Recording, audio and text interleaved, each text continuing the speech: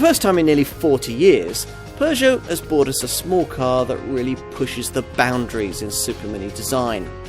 This second generation 208 model's engineering may not quite be unique, but all the feel-good stuff really is. The pavement presence, the avant-garde cabin. Plus, that's been delivered with most of the practicality and efficiency you'll need from a small hatch.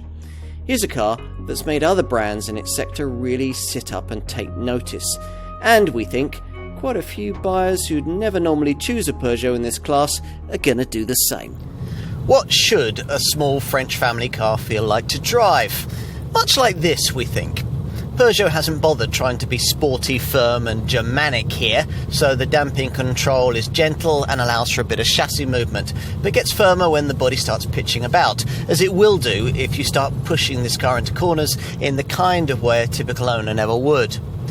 Predictably, the resulting confection doesn't give you the alert responses you get from a Fiesta or even in a Renault Clio, but for the kind of urban driving that cars of this sort tend to do, we think it's pretty well judged.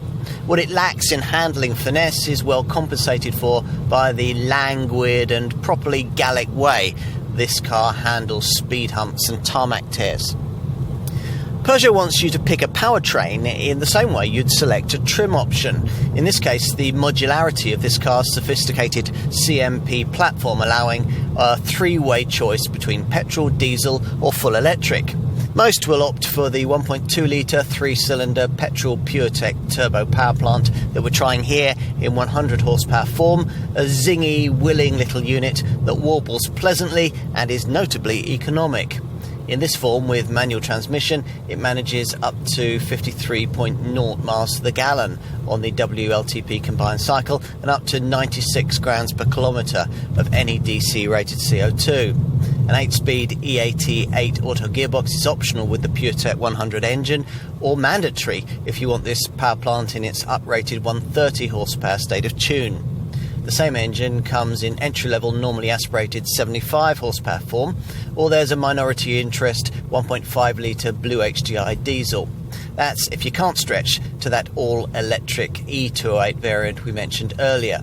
This mates a 100 kilowatt electric motor putting out 136 brake horsepower with a 50 kilowatt hour lithium-ion battery that, when fully charged, is capable of giving the E208 a WLTP rated driving range of up to 211 miles. Recharging takes 7.5 hours from a 7 kilowatt hour garage wall box. If you want this 208, it'll be because you think it looks like nothing else on the road, and you'll be right. The front end is probably the most immediately arresting part of the design, with these distinctive LED corner fangs that on GT line models flow up into the 3-claw LED headlight signature.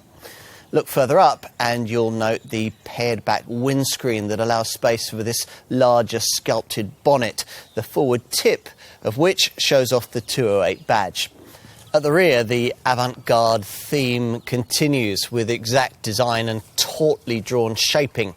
In profile, things are a touch more conventional, though if you're familiar with the previous generation model, you'll immediately notice this squared-off C-pillar and has these curious recessed indentations. And you might also note just how much larger and lower this current car is, with its wide wings and curvier body. Right, time to take a look inside.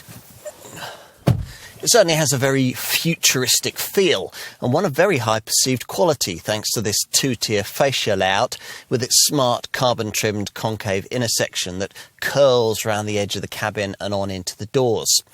As with the previous 208, this cabin champions Peugeot's unique so-called iCockpit format, where you view the instrument binnacle over the upper rim of a tiny steering wheel, rather than conventionally through the wheel spokes.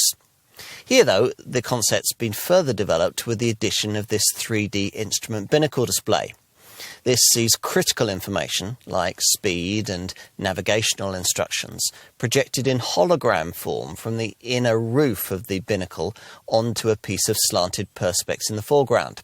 Other secondary stuff features on a screen set further back, and a button on the left of the steering wheel allows you to differently format the whole setup according to preference. More media technology sits to your left in the form of the usual centre dash touchscreen, normally 7 inches in size for 208 buyers, but optionally available in the larger 10-inch form we have here.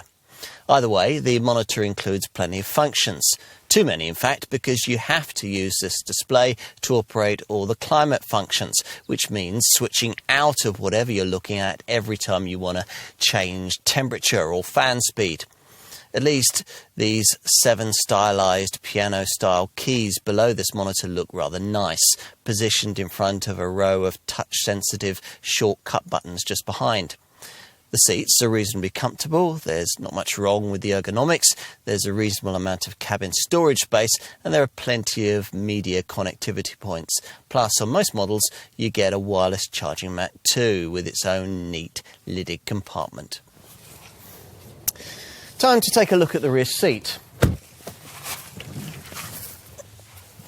Once inside, it's actually not too bad. There's certainly less room than there was in the previous generation 208, despite the fact that this Mark II model has a fractionally longer wheelbase length.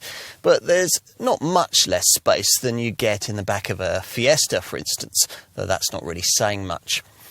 Overall, larger adults probably wouldn't want to be spending too long here. But does that matter, given that for the majority of buyers, these rear seats will be used only occasionally for those above school age? Only you can decide. Finally, let's take a look in the boot, which is 311 litres in size, which is 26 litres more than was on offer in the previous generation model, and 19 litres bigger than the trunk of a Fiesta, but is a capacity figure that remains about average by class standards. It's quite a usable squarically sized space though, with 674mm of length and 1018mm of width between the wheel arches. In summary, trying to please too many people too much of the time is a surefire recipe for failure, or at the very least a distinctly compromised and forgettable end result.